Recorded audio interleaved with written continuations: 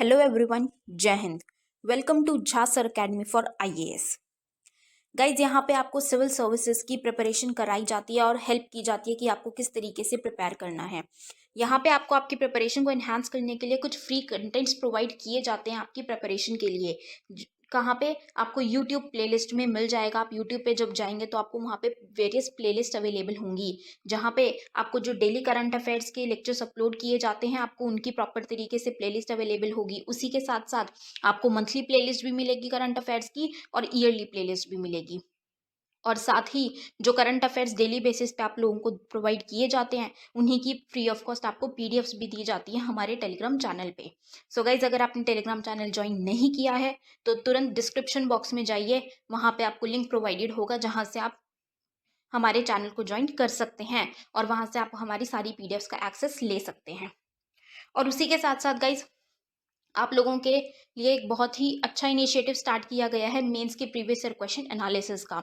आपको आपके लिए डेली बेसिस पर एनालिसिस किया जाता है और उसकी आप लोगों को प्लेलिस्ट प्रोवाइडेड है हमारे यूट्यूब चैनल पे ही। अलग अलग पेपर में प्रोवाइडेड है आप लोगों के कन्वीनियंस के लिए, GS1, GS2, GS3 and GS4 की। उसी के साथ साथ आप लोगों के लिए जीएस के अलग अलग सब्जेक्ट्स की भी प्लेलिस्ट अवेलेबल है। इकोनॉमिक्स है जैसे सीसैट की आप लोगों के पास प्लेलिस्ट होगी और हिस्ट्री की भी प्लेलिस्ट आपको मिल जाएगी जो कि बिल्कुल फ्री होगी, वो आपको यूट्यूब पे ही अवेलेबल होगी। और इन्हीं प्लेलिस्ट में साथ ही साथ नए नए कंटेंट्स भी रेगुलर बेसिस पे ऐड ऑन किए जाएंगे, जिसके लिए आप लोगों को झा सर अकेडमी को रेगुलरली फॉलो करना है और अपनी प्रिपरेशन को एनहांस करना है, राइट। और उसी के साथ साथ गाइज, कुछ पेड कोर्सेज भी हैं जो आप लोगों के लिए लाए गए हैं Jha sir academy for IAS के द्वारा, जो जिन पेड कोर्सेज को झा सर खुद पर्सनली मेंटोर करते हैं, खुद उसको रिलेट करते हैं। जैसे कि जीएस का प्री प्लस मेंस बैच है, बिल्कुल जीरो से तैयारी करवाई जा रही है। झा सर खुद तैयारी करवाते हैं, पर्सनल गाइडेंस आपको दी जाती है, प्रॉपर तरीके से आपको अटेंशन प्रोवाइड की जाती है और बिल्कुल बेसिक से आपको तैयारी करवाई जा रही है आपकी प्रिपरेशन को एनहांस करने के लिए, राइट। तो आप इन कोर्सेज को भी जरूर ज्वाइन कीजिए। जैसे कि एक मेंस का भी आंसर राइटिंग का टेस्ट सीरीज बैच चल रहा है और प्रीलिम्स का भी टेस्ट सीरीज कोर्स चल रहा है गाइज, जो आपको हमारी ऐप पे टेस्ट सीरीज प्रोवाइड की जाएंगी। 10,000 क्वेश्चंस की आपको प्रैक्टिस कराई जाएगी। वो 10,000 क्वेश्चंस आपको कहाँ पे अवेलेबल होंगे? Jha sir academy for IAS की वेबसाइट पे भी अवेलेबल है और हमारा एक ऐप भी है Jha sir academy for IAS. आप अगर डालेंगे तो प्ले स्टोर से आपको वो ऐप मिल जाएगी, आप उसको डाउनलोड कर सकते हैं। वहाँ पे आपको प्रीलिम्स की टेस्ट सीरीज का एक्सेस भी मिल जाएगा और उसी के साथ साथ इतनी बेहतरीन ऐप है कि आपको वहाँ पे स्टडी टूल्स भी अवेलेबल हैं कि आपकी जो स्टडी है आप उसको ट्रैक कर सकते हैं कि आप कितना टाइम इफेक्टिवली स्टडी कर रहे हैं। तो इस ऐप को गाइज ज़रूर ज्वाइन कीजिएगा, डाउनलोड कीजिएगा और वेबसाइट भी अवेलेबल है। उस वेबसाइट पे भी आप जाके सब कुछ एक्सेस कर सकते हैं जो कि ऐप पे अवेलेबल है, right. So guys, Jha sir academy को रेगुलरली फॉलो करते रहिएगा।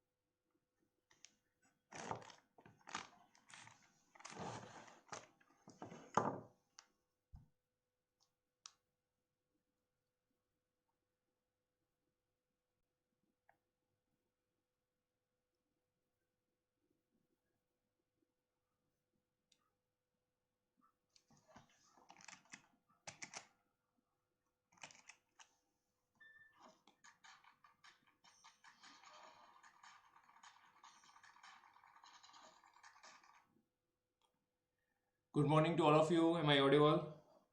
मेरी आवाज़ आ रही है आप सभी को?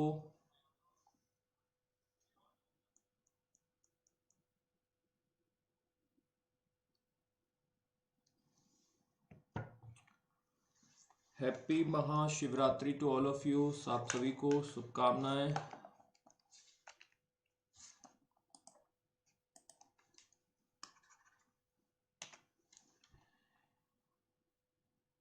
Could you please confirm am I audible to all? मेरी आवाज आप सभी को आ रही हो?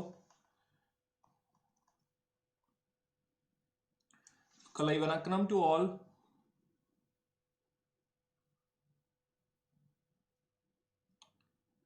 Okay, thank you for confirmation Sneha ji. Good morning to all of you. आ जाओ भाई, सारे आ जाओ। Thank you for confirmation Ansari ji, कलाई वनक्कम। Thank you Rajveer ji. I hope आप सभी अच्छे होंगे, मैं ऐसा उम्मीद करता हूं। पीडीएफ मिल चुका होगा आपको। पीडीएफ मैंने संगम लिटरेचर्स वाला आपको दे दिया है। थोड़ा सा लेट हुआ कल, बट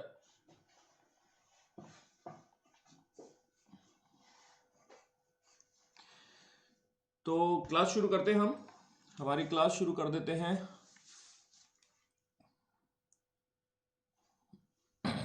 चलिए,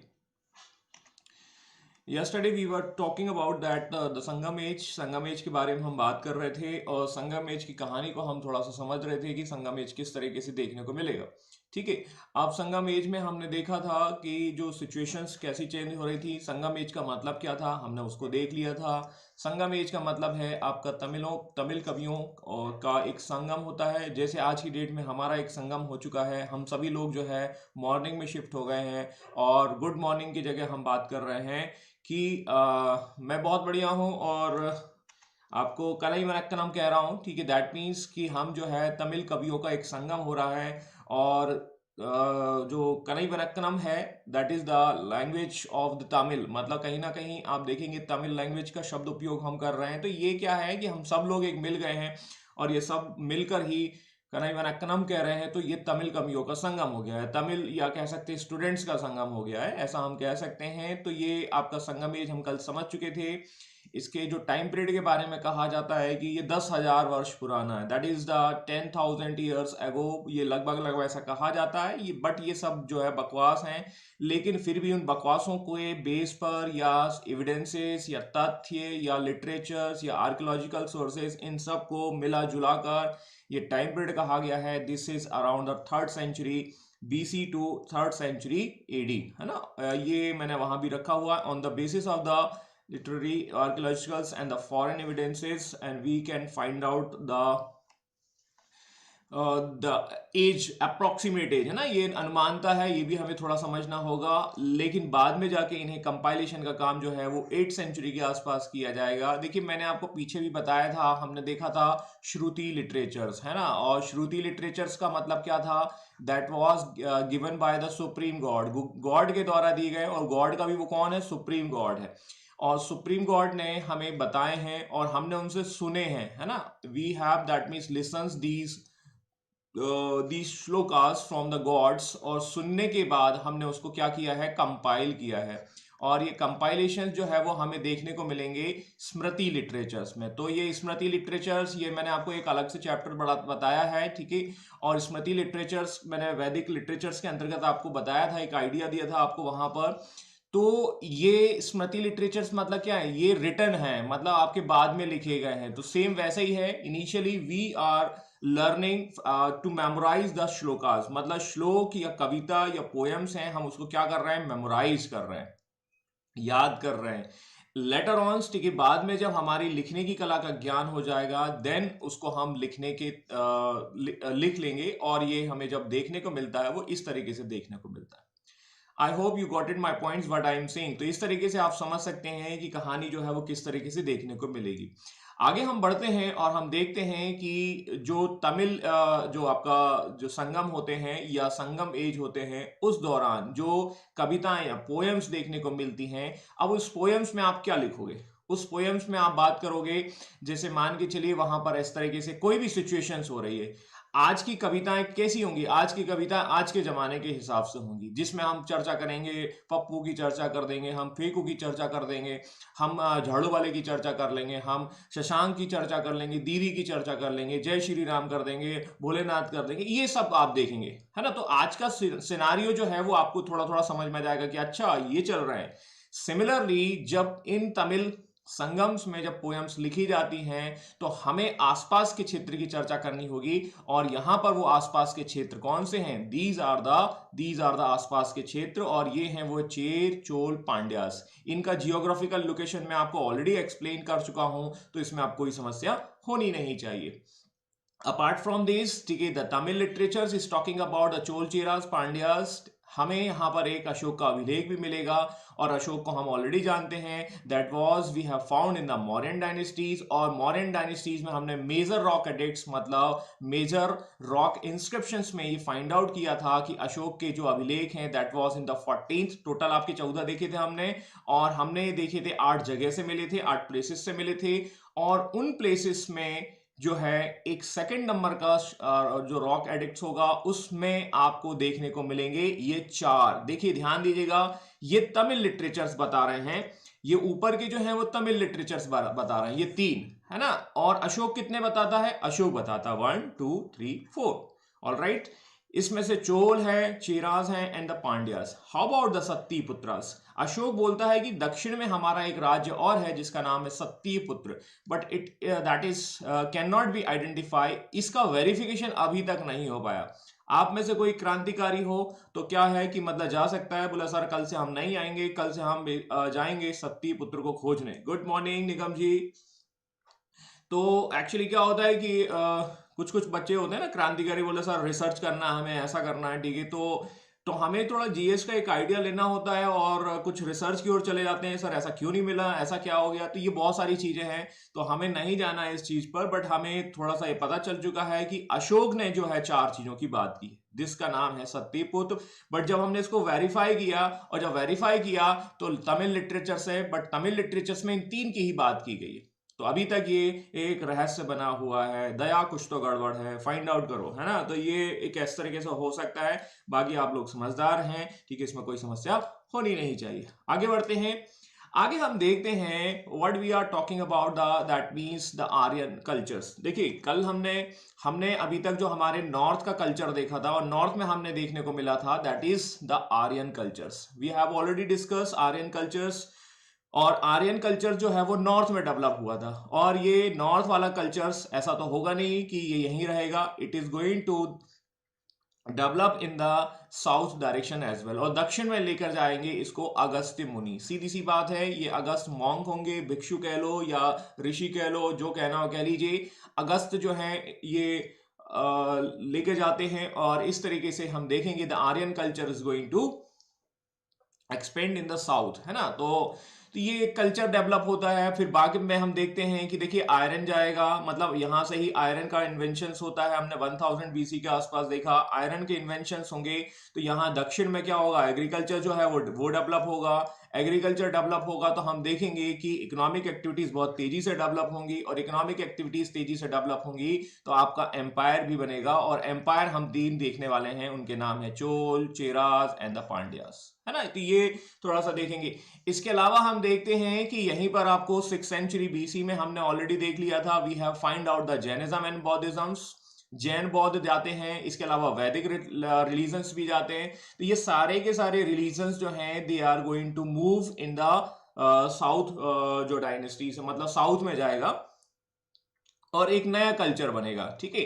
तो ये वैसे ही समझ लीजिए जैसे हम देखते हैं कि जब आप साउथ में जाते हैं तो 2 कल्चर मिल जाते हैं, तो same kind of the things we will observe, ठीक है। इस तरीके से ये सिचुएशंस आपको क्रिएट होते हुए देखने को मिलेंगी, ठीक है। फिर भी हम आगे बढ़ते हैं, और इस तरीके से क्या हो रहा है। The Tamil Sangam was an academy of the poets, ठीक है, who flourished in 3 different periods in a different place under the patron of the Pandyans की। अब खास बात यह है कि जैसे हम देखेंगे कि जैसे राम मंदिर है, कि एक एग्जांपल के तौर पर यूज कर रहा हूं मैं, राम मंदिर जो है वो किसकी गवर्नमेंट के टाइम पे बनाया जाएगा, उसका आधारशिला कब रखा गया है, तो वो आधारशिला जो है वो एनडीए के टाइम पे रखा गया है, ऐसा हम समझ लेते हैं, ठीक है। लेकिन आगे चलकर क्या हो रहा है, लेकिन उस यदि आपसे मतलब हम आज के सिनारियो की बात करें तो उसका कनेक्शन जो है वो बाकी सभी पार्टियों से भी है, मतलब बीजेपी से भी है, शिवसेना भी अपना क्या कहती है कंट्रीब्यूशन देती, बोलती कि हमने भी बनवाया है या हमने भी कुछ किया है। तो ऐसा मोटे तौर पर विश्व हिंदू परिषद अपना अलग बोलता है। तो ऐसा हम समझ सकते हैं कि ये पांड्य वाले जो हैं वो अपने संरक्षण में करा रहे हैं, अपने पैट्रोन में करा रहे हैं, बट ये लिटरेचर्स में जो बात की जाएगी उस लिटरेचर्स में बात तो चोल की भी होगी, चेरास की भी होगी और पांड्यास की होगी। बट ये काउंसिल जो है वो ऑर्गेनाइज कौन कर रहा है, केवल और केवल आपको पांड्यास ही देखने को मिलेंगे। ठीक है, तो ऑल राइट, ये सारी चीजें आपको समझ में आ चुकी है। तो ये एक लास्ट वाला लाइन थोड़ा सा समझिएगा, that means the Pandya the patron of the only Pandyas, but they will discuss, they will talk about the Chola Cheras Pandyas. ठीक है, उन तीनों के बारे में चर्चा जरूर देखने को मिलेगी। Okay, good morning to all of you. आप सभी को शिवरात्रि की बहुत बहुत शुभकामनाएं। लेकिन मैं आपको एक बात बता देना चाहता हूं कि जिन लोगों का कुछ फीस पेमेंट रह गया होगा तो वो थोड़ा सा जो है वो उसको सबमिट कर दीजिए, है ना, ताकि हम भी भांग पी सकें और एंजॉय कर सकें, है ना। आप लोग समझ गए होंगे मेरा इशारा। तो ये एक मैसेज था मैं भागदूत सर की तरफ से। तो ये मतलब मेरी तरफ से भी कह सकते हैं, ऐसा नहीं है, ठीक है, बट प्लीज कोऑपरेट्स रिगार्डिंग दिस। तो आगे हम बात करते हैं संगम एज में क्या हो रहा है। देखिए, अब इतना तो समझ में आ चुका है कि ये संगम जो है तमिल कवियों का संगम है, ठीक है। और दूसरा हम देखेंगे कि तमिल कवियों का संगम है, ये अलग अलग प्लेसेस पे हो रहे हैं। ये प्लेसेस अभी मैंने आप डिस्कस नहीं किए, वी विल डिस्कस, ठीक है। यहां पर क्या हो रहा है, यहां पर हम देखेंगे कि जो पोएम्स हैं, जो पोएम्स हैं, एक मिनट रुकिएगा, जो पोएम्स हैं उन्हीं का क्या हो रहा है, आपका वेरिफिकेशन हो रहा है ना। आपने जो पोयम लिखी है वो अच्छी है या नहीं है उसको थोड़ा सा समझा जा रहा है। और समझने के लिए क्या कर रहे हैं, तीन काउंसिल्स या तीन आपकी कॉन्फ्रेंस हो रही हैं संगम। अब संगम एज की यदि हम बात करें तो इसमें तीन आपको देखने को मिलेंगी, 1 2 3। ये मैंने, अब हम बात करने वाले हैं उसमें क्या क्या वर्क हुए हैं या उनसे रिलेटेड कोई लिटरेचर्स इंपॉर्टेंट हैं, तो हम उसको थोड़ा सा देख लेंगे, ठीक है। तो फर्स्ट संगम दैट वाज जो है वो मदुरई में ऑर्गेनाइज किया जाएगा, पहली बात तो ये है। और मदुरई किसकी कैपिटल है आपको पता है, पांड्या की, ठीक है। तो ये पांड्या मतलब हार्दिक पांड्या वाला पांड्या ही कह सकते हैं, ठीक है। was an attendant of the god and the basically legendary sex but no literary work। ध्यान दीजिएगा, you will not find out any kind of the literatures। आपको कोई साहित्य मिला, आंसर आएगा नो। यहाँ के साहित्य जो हैं वो कहीं ना कहीं नष्ट हो चुके हैं because of kind of the flood. ऐसा कहा जाता है कि पांड्य जो है वहां पर एक फ्लड आया और फ्लड की वजह से ये सारे के सारे लिटरेचर खत्म हो गए। एक लाइन में हम कहें तो हम बच गए, है ना। बच गए मतलब हम वनई कनई वाला कलम को भी अभी हम गलत बोल रहे हैं, शायद हो सकता है, मुझे तो याद ही नहीं हुआ है, ठीक है। And it's very difficult names, ठीक है। तमिल जो है वो एक आसान भाषा नहीं है, तो हमें कहीं ना कहीं वो एक जो लिटरेचर है उसको याद करने से बच गए। भगवान आपका भला करे, है ना। और हम ऐसे कह सकते हैं वो फ्लड आपके लिए पॉजिटिव रही, क्योंकि यदि इसमें कोई लिटरेचर बच जाता तो यू नीड टू रिमेंबर, ठीक है। तो मेरे दोस्तों, ठीक है, ये पहला वाला तो ठीक रहा। ओके, कहाँ हुआ, मदुरई में हुआ, है ना। थोड़ा थोड़ा देखते हैं, चलिए बच गए, अभी नहीं बचे, थोड़ा पूरे, अभी पूरे नहीं बचे हैं, आगे पहुंचते हैं। This is the second Sangam age and that is Kapatapuram. Kapatapuram में ये ऑर्गेनाइज की जाती है और यहां पर आपको देखने को मिलेगा एक लिटरेचर जिसका नाम है तोलकाप्पियम। ऑलराइट, समझ में आया कि नहीं आया? तो भैया आ गया है, एक बम फूटने आ गया है। हाँ, पहली बार फ्लड से कुछ ज़्यादा फायदा, ठीक है। फ्लड से एक्चुअली नुकसान ही ज़्यादा होता है, ठीक है। कभी कभी फायदा हो जाता है, तो मैंने क्या उसको बेनिफिट के फॉर्म में बता दिया आप लोगों के रिस्पेक्ट में, ठीक है। तो इस तरीके से हम समझ सकते हैं कि कपाटपुरम में जो है सेकंड हो रहा है और इसमें क्या लिखा गया है, अब मैं इसकी चर्चा करने वाला हूँ, ठीक है। बाद में अभी हम करेंगे।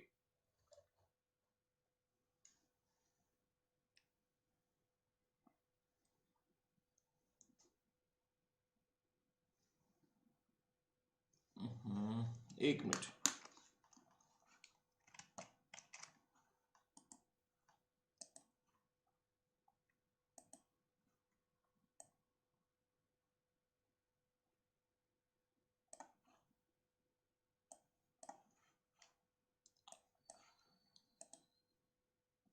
पता नहीं क्या हुआ है, चलो, I think it's look better, ठीक है।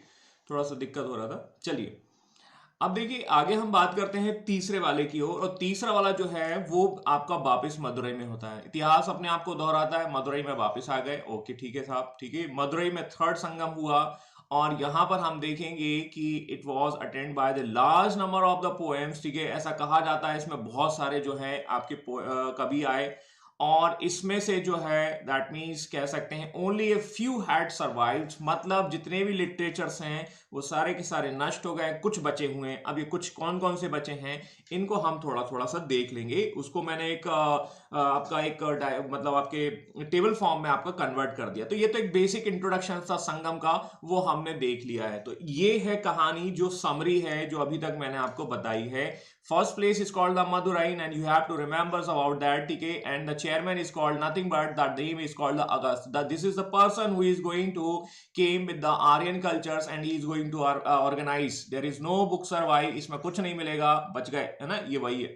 Next one is the Kapatpurams, and Kapatpuram that is the organise. इसके जो चेयरमैन होंगे उनका नाम है, पहला नाम है अगस्त्य। अगस्त्य वही है जो पीछे हमने देखे थे, अगस्त वाले, ठीक है। लेटर ऑन, ठीक है, दैट इज टोल्कापियर, है ना। मेरा प्रोनाउंसिएशन थोड़ा इधर उधर हो तो थोड़ा सा एडजस्ट कर लीजिएगा भाई। और ये टोल्कापियर जो है वो इसके वाइस चेयरमैन होते हैं, या कह सकते हैं पहले उनके ऋषि, पहले उनके जो है गुरु ने किया, देन उसके बाद जो है वो डिसिपल कर रहे हैं। And there is only survive literature is called Tolkappiyam, and Tolkappiyam is nothing but that is written by the Tolkappiyar, है ना। तो ये कह सकते हैं भाई कि ये बच रहा है, और ये इस तरीके से हम देखते हैं। And the next one is called nothing but that the name is called the Madurai. Madurai is the capital of the Pand, and we will find out the Nakkirar. Nakkirar was a chairman. और यहां पर आपको जितना भी बचेगा, that means जितने भी literatures मैं अभी आपको बताने वाला हूं या उनके बारे में थोड़ा थोड़ा देखने को बता रहा हूं, ठीक है, वो सारा का सारा जो कहां मिलेगा, वो संगम लिटरेचर्स, वो तीसरे वाले से ही रिलेटेड होगा। तो whatever we are going to discuss, ये मेरे पीछे छुप गया है, हालांकि इसमें कुछ खास नहीं है। Cover entire corpus of the Sangam literature, Sangam साहित्य के पूरे कार्य को इसी में शामिल किया गया है। एक लाइन में यदि कहा जाए तो जितना भी लिटरेचर्स मैं अभी आपको डिस्कस करके बताने वाला हूं, all these literature is related to the third one, है ना। शिल्पाधिकारम, मणिमेखलम, ये सब इसी में आ जाएंगे। बस आपको ये थोड़ा थोड़ा इस तरीके से याद रख लेना, 1 2 3, तो ये चार्ट थोड़ा याद रख लीजिएगा, तो जो जितना भी मैंने आपको बताया है उसका समराइज भी आ जाएगा। अब संगम में वो कौन कौन से कार्य होते हैं, वी नीड टू डिस्कस, थोड़ा थोड़ा सा हम देख लेते हैं। और इसमें कौन कौन से ग्रंथ या कौन कौन से लिटरेचर्स, कौन कौन सी पोयम, कौन कौन सी कहानी शामिल हैं, या किस तरीके से लिखा गया है, वो थोड़ा सा हम देख लेंगे। इतुतो गाई जो है, और एक है पत्तू पट्टू, है ना। ये 2 चीजें हैं वो आपको शामिल की गई हैं। अब ये क्या है, थोड़ा सा इसको देख लेते हैं। और आपका पदिन्ने किलाक्कनाकू, ये नाम थोड़े से ऐसे ऐसे अजीब अजीब से हैं, और इसमें क्या क्या कहा गया है थोड़ा थोड़ा सा हम देखते जाएंगे, ठीक है। आपके नाम, आपके सामने कुछ भयंकर भयंकर से शब्द आ गए हैं, जैसे कि आप कह सकते हैं कि जैसे शिव जो है वो अपने रुद्र रूप में आ गए हैं, अपने डिस्ट्रॉयर फॉर्म में आ चुके हैं। तो यहां पर हम देखेंगे कि एक्चुअली 2 प्रकार के काम किए गए हैं, थोड़ा सा ऐसा समझ सकते हैं। We will find out the 2 types of the works, and these 2 types of the work is called, the first one is called the Melkanakku. पहला जो काम है संगम लिटरेचर्स के तहत, वो 18 जो है वो मेजर वर्क किए गए हैं। ऐसा कह सकते हैं 2 प्रकार के काम किए जा रहे हैं, एक छोटे एक बड़े प्रकार के कार्य, ठीक है। बड़े प्रकार के कार्य का मतलब है मिलाक्कनामू, और छोटे का काम है दैट मीन्स किलाक्कनाकू। नाम से थोड़ा समझने की कोशिश करेगा, 18 माइनर वर्क्स। ऑल राइट, समझ में आया कि नहीं आया।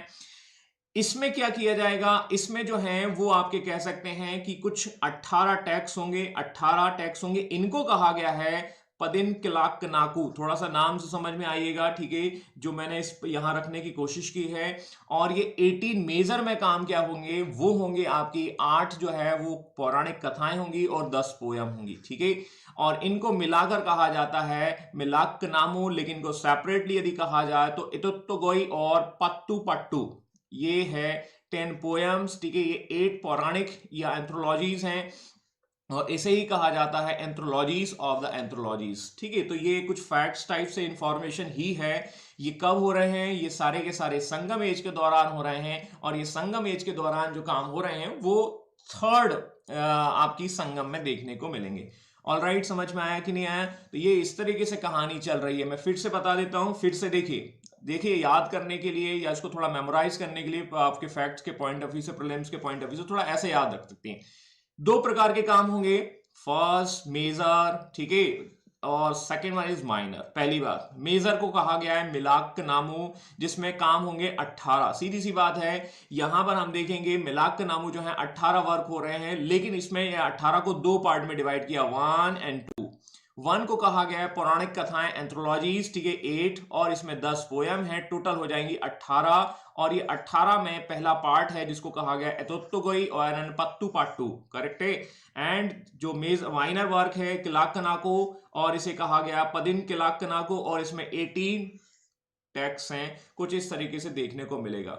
ऑल राइट, समझ में आ गया कि नहीं आया? ठीक है, तो कहानी जो है वो इस तरीके से शुरू हो जाती है। थोड़ा सा यहां से मैंने आपको बार बार बताया, तो ये दो दोबारा आप देखेंगे, ये 10, ठीक है, 18, और इस तरीके से हम देखेंगे ये 3 आपके होते हैं। तो you need to remember this thing, this भयंकर भयंकर शब्द, ठीक है। तो ये थोड़ा गुस्सा टाइप से आ गया है, मतलब महाकाल को, ऐसा हम समझ सकते हैं। I hope you got the points, ठीक है, व्हाट आई एम सेइंग। ठीक है, सारी चीजें क्लियर है कि नहीं भाई? है ना, मतलब बोला कि सर बम फेंक दिया आज तो सुबह सुबह आपने, ठीक है, बोला ये पता नहीं क्या हो रहा है ना, बोला ये तो भांग से भी भयंकर है।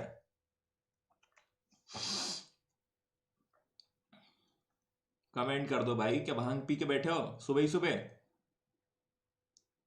मतलब भाई मेरी बात समझना। चलो ठीक है, आगे हम देखते हैं और क्या क्या काम होते हैं। तो आगे हम देखते हैं कि भांग पी के बैठे हो या चाय पी के बैठे हो?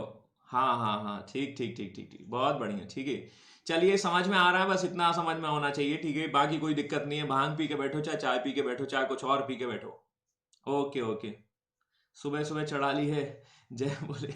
हाँ जी, बिल्कुल बिल्कुल, राधे राधे, ठीक है, नमस्कार, गुड मॉर्निंग, ठीक है। इसके अलावा संगम में क्या है, कुछ पोएम्स भी लिखी जा रही है ना, तो पोएम्स को हम थोड़ा सा देखेंगे। Initially bolded and a bardic songs, ठीक है। बार्डिक सॉन्ग्स का मतलब क्या है, you are going to, that means, ठीक है, नहीं मैं मजाक ही कर रहा हूँ अमन जी, सीरियसली ना लें, ठीक है। कॉफी पी होगी सबने, ठीक है, मैं चाय लेता हूँ सुबह, और बाकी कोई दिक्कत नहीं, ठीक है। तो चलते हैं आगे की ओर हम, और पोएम्स की बात करते हैं। और ये क्या है, इनिशियली जो है उनको याद किया जाता ओरली, है ना। देखिए, ये मैंने आपको पहले बताया, मौखिक रूप से याद किया जाता था, और इसे याद करते करते एक जनरेशन से दूसरी जनरेशन या उसको कंठस्थ किया जाता था, और यही चीज जो है बाद में जाकर एक रिटन फॉर्म में देखने को मिलेगी, करेक्ट है। तो वेद जैसे हमने देखे थे, याद करिए, initially Veda was given by the supreme gods, and Veda जो है वो आपको देखने को मिलेंगे जो सुप्रीम गॉड के द्वारा, और सुप्रीम गॉड जो है वो उसको देने की कोशिश कर रहे हैं, और फिर बाद में जाके हमने उसको लिख लिया है। कुछ इस तरीके की कहानी यहां भी सेम देखने को मिलेगी। और संगम में जो कविताएं लिखी जाती हैं उनके टॉपिक्स क्या होते हैं, उनके जो कह सकते हैं अभी जो है हम कह सकते हैं उनके टॉपिक्स क्या हैं, तो एक है आकम और एक है पुरम, ठीक है। आकम का सब्जेक्ट्स है वो है आपका लव, दैट मींस जो है आपका प्रेम आधारित कविताएं लिखी जाएंगी, तो ये आकम कहे जाएंगे। जैसे आज की डेट में आप दिखते हैं, जैसे कविताएं लिखी जाती हैं, जैसे आप देखेंगे कि सोसाइटी को देखकर लिखी जाती हैं, है ना, और आप देखेंगे कि व्यंग्य किए जाते हैं, या आप कह सकते हैं आप जैसे कुमार विश्वास कविताएं लिखते हैं, कोई दीवाना कहता है। तो ऐसा जो सब्जेक्ट्स हैं, उन सब्जेक्ट्स को ध्यान में रखते हुए यहाँ पर कविताएं लिखी जाती हैं। लेकिन यदि हम आकम की बात करें तो that is based on the love, alright. और Puram is kind related to the war, तो ये वॉर आधारित होती थी। तो शुरुआत में इन्हें मेमोराइज किया जाता था, कंठस्थ किया जाता था, फिर उसके बाद इन्हें क्या किया जाने लगा, फिर उसके बाद इन्हें लिखा गया। तो ये थोड़ा थोड़ा मैंने आपको एक बेसिक इंट्रोडक्शन दे दिया है संगम के कार्य में। And now this is very interesting, ठीक है। आप सभी के होश उड़ाने के लिए एक आ गई है एक लिटरेचर, और उस लिटरेचर का नाम है शिल्पाधिकारम, ठीक है। तो भाई और बहनों, अपनी सीट बेल्ट को बांध लीजिएगा, ठीक है, और लड़खड़ाइएगा नहीं। अब हम जो एक कहानी देखने वाले हैं, that is very very interesting. The name is called Silappadikaram. Silappadikaram जो है एक संगम लिटरेचर्स का बहुत ही अच्छा उदाहरण है, और शायद आपने सुना भी हो, ठीक है, और मतलब ये पढ़ा हो आपने। और शिल्पाधिकारम जो कहानी है वो है एक लेडी की, and this lady name is called the Kannagi. Kannagi जो है एक महिला होती है, उसकी एक कहानी है, और इसी के नाम पर हमें देखने को मिलेगा पट्टिनी वर्शिप या पट्टिनी पूजा, है ना। मेरी इमेज के पीछे ये छुप गया है, ठीक है, तो मैं थोड़ा सा इधर हो जाता हूं तो आपको समझ में आ जाएगा। एक कन्नगी की कहानी है, ये कन्नगी की स्टैच्यू है और ये आपको देखने को मिलेगी मरीना बीच, चेन्नई में। तो ये कन्नगी कौन है, क्या है, जानने के लिए देखते हैं उसकी स्टोरीज को। ये कहानी है एक पाजेब की या पायल की, है ना, और इसी के पीछे ये कहानी जो है वो घूमती रहती है। इसे क्या है, दैट इज मैंगो आदिगल करके नाम के व्यक्ति हैं, उनके द्वारा लिखी गई है। एंगो आदिगल्स, ठीक है, थोड़ा सा याद रख लीजिएगा, मेरा प्रोनाउंसिएशन ऊपर नीचे हो सकता है। और ये ग्रैंडसन ऑफ द कराइकल, ये कराइकल कौन है, ये चोल के किंग होते हैं और इनके द्वारा ये लिखी गई है। अब ये सारी चीजों को मैं समराइज आगे कर दूंगा, ठीक है, तो don't worry, but first we have to focus on the story of the Kannagi and Kovalan. तो it is a tragic story of the merchant Kovalan of the Puhar. Puhar is nothing but जिसे कावेरी पट्टनम कहा गया है। Fall in love is a dancer of Madhavi, है ना। ये बहुत सारी कहानी है, तो थोड़ा कहानी हमको देखते हैं। और उसका जो हस्बैंड है वो पांड किंग जो है, ये कहानी ऐसा ऐसा ऐसा होता है। तो मैं ये तो ठीक है, ये तो आप पढ़ते रहना, ठीक है, मैं उसे कुछ इस फॉर्म में समझा देता हूँ लाइक दिस, ठीक है। There is a stories and story में एक हीरो होगा, एक हीरोइन होगा, एक आपका दैट मीन्स, तो हीरो का नाम है वी कैन से दैट, जिसका नाम है आपका ए मर्चेंट, और मर्चेंट का नाम है कोबलन। कोबलन करके एक बीच भी आपको शायद केरला में देखने को मिलेगा, you will find out. And उसके वाइफ का नाम है कन्नगी। तो एक हीरो एक हीरोइन, ठीक है, सीधी सी बात, ठीक है। तो ये कहानी है और इसमें ये दोनों रहते हैं फुहार। फुहार को जो है हम कावेरी पत्तनम के फॉर्म में देख सकते हैं। And they are living very very that means, ठीक है, हैप्पी, बहुत खुश रहते हैं और इनकी शादी वादी हो जाती है। मर्चेंट है तो पैसा वैसा भी अच्छा आता है, सीधी सी बात है। बट इसमें एक ट्विस्ट आता है और यहाँ पर आ जाती है माधुरी दीक्षित, है ना। एक दो तीन चार, ठीक है, वो गाना आता है ना, ठीक है, एक दो तीन, वैसा ही कुछ आता है। तो माधवी है एक्चुअली बात में, ना। तो माधवी जो है एक डांसर होती हैं and she is dancing and she was, कहीं ना कहीं जब डांस होता है तो यहाँ पर थोड़ा बहुत आपको देखने को मिलेगा लव ट्रायंगल्स, ठीक है। तो यहाँ पर एक कह सकते हैं 14 फेब अभी अभी गया है, तो उसका प्रभाव यहाँ पर देखने को मिल रहा है, ऐसा हम समझ सकते हैं। The merchant, the name is called Koblan, that is he is going to fall in love with the dancer Madhvi, है ना। एक दो तीन चार में क्या होते हैं, आउट हो जाते हैं, सीधी सी बात है। ये इनके प्यार में पड़ जाते हैं और ये प्यार में जब पड़े तो कहीं ना कहीं जो है वो कोबलन जो है इनको छोड़कर चला जाएगा, गायब हो चुका है। और ये कोबलन जो है किसके साथ रहने लगेगा, माधवी जो है उनके साथ रहने लगेगा। ऐसा कहा जाता है कि ये जो है वो उनको 1000 स्वर्ण मुद्राओं में वो खरीद लेता है, कुछ ऐसी कहानी देखने को मिल रही है। ओके, ठीक है। अब देखिए क्या होता है कि जैसे ये क्या होते हैं, इनके साथ ये रहने लगते हैं, लिव इन रिलेशनशिप ऐसा कह सकते हैं, वी कैन से दैट। और कन्नगी जो है स्टिल वेटिंग, है ना, she is waiting for that means husband, वो अपने हस्बैंड के लिए वेट करेगी, ऐसा ऐसा कहा जाता है, बताया जाता है। और जो कोबलन है वो इसके साथ रहने लगता है। लेकिन जब हम देखते हैं कोबलन जो है इसके साथ रहने लगेगा तो इसका जो व्यापार है, इसका जो ट्रेडिंग्स है, जो उसका मर्चेंट्स है, वो पूरा का पूरा बर्बाद हो जाएगा और ये खुद बर्बाद हो जाएंगे। करेक्ट है, बाहर वाली के साथ, बिल्कुल सही है, ठीक है। तो यहां पर हम देखेंगे बर्बाद हो जाते हैं। बर्बाद जब होते हैं, now he is going to realise, वो थोड़ा सोचते हैं कि अरे यार कि मतलब मेरा जो है पूरा का पूरा जो है व्यापार खत्म हो गया है। एंड फाइनली जो है वो क्या करते हैं, माधवी के साथ जो है, माधवी के साथ अपना रिलेशन छोड़ देते हैं, खत्म कर देते हैं। And he became back. अब जब वापस आ जाएंगे तो क्या ये प्यार रहेगा, ठीक है, नहीं रहेगा, ठीक है। तो प्यार को भी हटा देते हैं, ये प्यार भी खत्म हो जाता है और ये माधवी का रोल यहाँ खत्म हो जाता है। बट लेकिन आप देखते हैं कोबलन जो है वो वापस आ चुका है कन्नगी के पास। लेकिन कोबलन जो है वो आपको देखने को मिलेगा, उसका व्यापार या पूरा मर्चेंट्स जो उसका ट्रेडिंग्स है, उसकी दुकान जो है वो नष्ट हो चुकी है, खत्म हो चुकी है। अब वो अपना व्यापार जो है फुहार में नहीं शुरू कर सकता है, ठीक है। That's why he was moving in the Madurai. इसीलिए अब हम डिसाइड करेंगे कि अब हम जो है दिल्ली में ही नहीं रह के हम मुंबई में काम करेंगे। वैसे ही ये क्या करते हैं, मदुरई की ओर जाते हैं। And Madurai is nothing but that is the capital of the Pandya, Pandya की कैपिटल होगी। और यहां पर वो मदुरई जाते हैं। लेकिन इनके पास एक कह सकते हैं एक पायल होती है, किसके पास, मतलब कोबलन की तो होगी नहीं, उसकी वाइफ की होगी। और वाइफ कहती है कि काम करते हैं, हम इस पायल को क्या कर देते हैं, बेच देते हैं। और इसको बेचने के बाद हमारा जो है दुकान फिर से हम शुरू करते हैं, हमारा ट्रेडिंग्स फिर से शुरू करते हैं। ऐसी कहानी देखने को मिलती है। Okay, all rights. लेकिन हम ये बेचने का काम मदुरई में करेंगे और वहीं पर जाकर हम सेटल डाउन हो जाएंगे। यहाँ तो बहुत ज्यादा बेइज्जती हो चुकी है भाई इस रिलेशंस के कारण।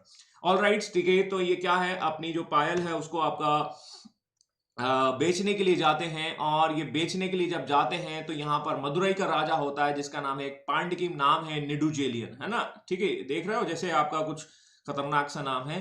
अब यहीं पर क्या है, कहानी में ट्विस्ट आता है। ये ट्विस्ट आता है कि उसी समय नेडुजेलियन की रानी जो है उसका भी आपका पायल जो है वो खो गया है। अब राजा जो है, किंग जो है, उसकी जो वाइफ है, मतलब जो क्वीन है, वो क्या करती है, प्रेशराइज करती है कि भैया कि शाम को ये पायल मिल जानी चाहिए, नहीं तो खाना ना मिलेगा तुम्हें। ठीक है, दैट मीन्स किसको प्रेशराइज की जाती है, नेडुजेलियन को। नेडुजेलियन किसको प्रेशराइज करेगा, अपने एडमिनिस्ट्रेटिव, अपने सिपाहियों को, और सिपाही या जो पुलिस वाले हैं उनको क्या करेगा, बोलेगा कि भाई मुझे शाम तक चाहिए, नहीं तो खाना ना मिलेगा, और मुझे खाना ना मिला तो मैं तुम्हें गोली से उड़ा दूंगा। सीधी सी बात है। तो यहां पर हम देखेंगे कि राजा का बहुत प्रेशर है सिपाहियों पर, और सिपाहियों पर वो इधर उधर घूम रहे हैं, इधर उधर भाग रहे हैं और खोजने की कोशिश कर रहे हैं। और जब उन्हें देखने को मिलता है कि जो कोबलन है वो क्या कर रहा है कि ये पायल लेकर घूम रहा है, और वो कहते हैं कि पकड़ लो इसी को, है ना, और कोबलन को पकड़ लिया जाता है और कोबलन पर आरोप लगा दिया जाता है कि तुमने ही जो है रानी की जो पायल है उसको चुराया है। ओके, रानी की पायल को चुरा लिया गया है, कुछ ऐसी कहानी देखने को मिलती है, और उसको पकड़ लिया जाता है। कोबलन को हमने पकड़ लिया, और कोबलन को पकड़ने के बाद उसे फांसी पर चढ़ा दिया जाएगा, या उसका सर कलम कर दिया जाएगा, मार दिया जाएगा। अब आप देख रहे हैं कि जो हस्बैंड है वो एक्सपायर हो चुका है, खत्म हो चुका है ना। अब उसका इंतजार कौन करेगी, कन्नगी करेगी, and she is waiting for the बिसरी कोबलन। ठीक है, लेकिन कोबलन तो मर चुका है। और इस कहानी में ट्विस्ट ये होता है, फिर आगे चलकर कन्नगी जो है वो श्राप दे देगी। श्राप किसको दे देगी, श्राप देगी नेडुजेलियन को, जा भैया भस्म हो जा तू, है ना। ठीक है, और इस तरीके से नेडुजेलियन जो है उसका वो भस्म तो नहीं होता, बट उसका एम्पायर जो होता है वो खत्म हो जाता है। तो this is the story of the Kannagi and Kovalan. ठीक है, and this was it was mention in the Silappadikaram. ठीक है, एक पायल के लिए सरकलम। ठीक है, ये हाँ, ये एक स्टोरी है। एक्चुअली स्टोरी में हमें वहाँ के कल्चर के बारे में पता चलता है, वहाँ की हमारी सोसाइटी के बारे में पता चलता है कि किस तरीके से हम देखते हैं। We will find out the dancers, the name is Madhavi. हम देखेंगे उस समाज में माधवी है, उसमें समय हम देखेंगे व्यापार भी हो रहा है, ट्रेडिंग्स भी हो रहा है। वहाँ हम देखेंगे कि भाई एक डिवोशंस है आपका हस्बैंड के प्रति, और एक कल्चर देखने को मिलता है। तो we have to find out the cultures behind this stories. ठीक है, और ये है आपकी कन्नगी की कहानी। तो दैट्स वाई, ठीक है, शी इज दैट मीन्स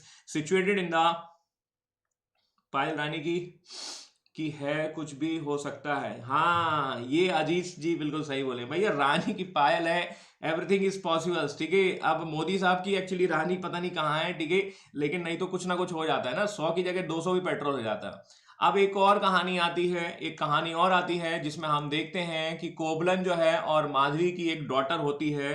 तो माधवी और इनकी डॉटर होती है, और उस डॉटर की कहानी को हम देखेंगे मणि मेखलाई में। तो there are the two stories, है ना। थोड़ा सा देखिए, पार्ट 2 है ना, पार्ट 2 है मणि मेखलन। ठीक है, और Manimekalai this is the another literatures of the Sangam literatures. Sangam के तहत हमने 2 काम देख लिए हैं, एक तो Silappadikaram and the next one is the जो मणि मेखलाई, है ना। थोड़ा सा ही देखेंगे, एंड सत्तानार के द्वारा ये लिखी गई है, और ये दूसरी वाली कहानी है वो मैंने आपको बता दी। द डॉटर ऑफ द कोबलन्स, ठीक है, and the Madhavi of the earlier epics. The main aim of this epic seems to be to expound the excellence of the Buddhist religions. ठीक है, तो यहां पर हम थोड़ा सा देखेंगे, ये एक्चुअली कहा जाता है कि ये बुद्धिस्ट होते हैं, और अपने कहानी के माध्यम से ये सब चीजें बताने की कोशिश कर रहे हैं। And loss the city of the Puhar when she erodes into the coast the epics in the, ये एक सब कहानी है, आप पढ़ते रहना, इसमें कुछ खास है नहीं है। Fine art in the Sangam age. Overall ये 2 लिटरेचर्स काफी इंपॉर्टेंट है, बहुत पूछे जाते हैं एग्जाम के पॉइंट ऑफ व्यू से। और एक आते हैं ना, अगला आता है ना, शिवाद शिवांग चिंतामणि, या आपका कह सकते हैं जीवक चिंतामणि। ठीक है, ये थोड़ा सा क्या होता है, इसमें कई 2 चीज देखने को मिलती हैं। एक्चुअली इसमें क्या है कि नाम जीवक भी मिलता है, एक शिवांग करके मिलता है, तो ये थोड़ा सा एडजस्ट कर लीजिएगा, समझ लीजिएगा। और यहाँ पर जो है तिरुक्तदेवर नाम के एक जो है वो उन्होंने लिखी है, और उन्होंने बताया गया है कि ये एक जैन आपके मॉन्क होते हैं, जैन भिक्षु होते हैं, है ना। और आपका जीवक चिंतामणि करके ये बुक लिखते हैं। खास बात ये है कि इसमें ये बताया गया है कि he is going to married the 8 women, है ना। 8 शादियां करते हैं वो, है ना। कौन करते हैं, ये मॉन्क करते हैं, और 8 शादी करने के बाद क्या कर लेते हैं, ही बिकेम द मॉन्क, है ना। और ये मॉन्क जो है वो जैन धर्म के हो जाते हैं। तो मैंने आपको ऑलरेडी बताया भाई 8 शादियां कोई करेगा तो वैसे ही क्या करेगा, वैसे ही परेशान हो जाएगा, तो उसे वाकई में संन्यास तो लेना ही पड़ेगा। तो इसमें बताया गया है कि 8 शादी से आदमी कैसे परेशान होता है, ठीक है, और उसके बेस पर परेशान होने के बाद वो क्या करता है, संन्यास लेता है। This kind of the story, this kind of the culture, this kind of the sections is going to describe in the Tamil literatures, ठीक है। तो ये सारी की सारी चीजें जो है आपको देखने को मिलेंगी, and this is the summary of the whole stories, whatever I told you in the story forms, ठीक है, and I am going to explain in the table form right now। तो ये टेबल फॉर्म में हमें थोड़ा याद रखना होगा, तो जो पीछे जितनी भी हैं उसको समराइज वे में एग्जाम के पॉइंट ऑफ व्यू, देखिए मैंने स्टोरी तो आपको बता दी है और अब इस चीज को थोड़ा सा देखने को मिलेगा। तो ये तोलकापियम, दैट मींस तोलकापियर के द्वारा लिखा गया है, the combination of the two words, ठीक है, that is the ancientness and the literatures, मतलब प्राचीनता के साथ साथ साहित्य।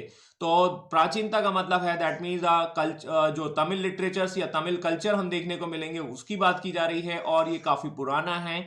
And that means we will find out the all purushartha. पुरुषार्थ कितने भाई, 4 पुरुषार्थ हैं, ये हमने ऑलरेडी देखा था। किस में देखा था हमने, आपका देखा था, दैट मीन्स धर्म अर्थ काम मोक्ष, है ना, all these kind of the things that is going to. और ये देखो अब थोड़ा सा कनेक्शन भी जोड़ने की कोशिश करिए। पुरुषार्थ कहां पढ़े थे हमने, वेयर डिड यू फाइंड पुरुषार्थ, हमें कहां मिले थे पुरुषार्थ, हमें ये पुरुषार्थ देखने को मिले थे वैदिक एज में। और वैदिक एज में भी हम यदि स्पेसिफिक करें तो that you will find out in the later Vedic age. और लेटर वैदिक एज में हमने देखा था धर्म अर्थ काम एंड द मोक्ष, करेक्ट है। और ये वैदिक लिटरेचर्स या वैदिक कल्चर को इंडिया में सॉरी साउथ में कौन लेके आ रहा है, जिसका नाम है अगस्त। और अगस्त के बाद ये किसको दिया गया, ये हमें देखने को मिलेगा तोल्कापियर के द्वारा। और तोल्कापियर जो है वो फिर अपने लिटरेचर जिसका नाम है तोल्कापियम, वहां पर ये लिखने की कोशिश कर रहे हैं। और तोल्कापियम में जब लिखने की कोशिश करेंगे तो क्या बताएंगे भाई, पुरुषार्थ बताएंगे कि नहीं बताएंगे। तो this is the connections behind this literatures, you can easily find out the 4 पुरुषार्थ। तो मैंने 4 पुरुषार्थ यहां नहीं लिखे, बट आप उसके लिए पीछे जाकर देख सकते हैं कौन से हैं 4 पुरुषार्थ। शिल्पादिकारम, दैट इज इलांगो आदिगल्स, ठीक है। थोड़ा सा प्रोनाउंसिएशन ऊपर नीचे हो सकता है कि भाई थोड़ा सा हमें देखना होगा, थोड़ा ये बस, बाकी और कुछ खास नहीं है। आई थिंक आपको ये सारी चीजें समझ में आ चुकी है। That is the tale of the anklets, ठीक है, द तमिल का एक महाकाव्य है। पायल की कहानी है, पाजेब की कहानी है, कन्नगी कोवलन की कहानी है। और ये पहला जो है आपका that means the story of Kannagi, first non religious, इसमें कोई रिलीजन्स की चर्चा नहीं की गई है, but you will find out the economical social, ठीक है, पॉलिटिकल, मतलब क्योंकि हमें राजा का नाम पता चल जाता है और ये सारी सारी चीजें हमें पता चल जाती हैं, इस वजह से हम इसे कह सकते हैं that is non religious literature.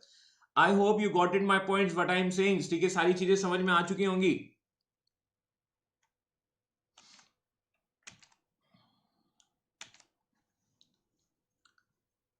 Comment वमेंट नहीं कर रहे हो आप लोग, चाय वाय पी के नहीं बैठे हो, ये नाश्ता वास्ता नहीं किए हो हैं।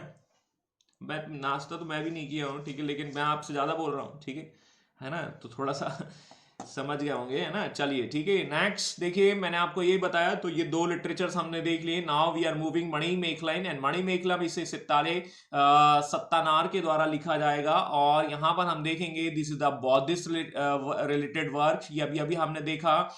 और ये कब है, that is approximately we will find out in the 1st to 5th century. और ये बौद्ध धर्म से संबंधित है। देखिए आपका यही पूछा जा सकता है रिलीजन्स कौन सा देखा गया है। Written by a merchant of the Madurai, ये मदुरई के एक व्यापारी ने के द्वारा लिखा गया है। ये धार्मिक अधिक है इसमें, क्यों, क्योंकि किस धर्म की बात की गई है, रिलीजियस की। और ये लिटरेचर्स थोड़ा सा इसमें कम देखने को मिलेगा, तो इसमें कोई समस्या नहीं होनी चाहिए आपको। तो ये इस तरीके से हम समझ सकते हैं। ऑलराइट, समझ में आया। आगे आता है शिवक चिंतामणि या जीवक चिंतामणि, करेक्ट है सर। एक क्वेश्चन है, सेंचुरी 100 ईयर्स देन,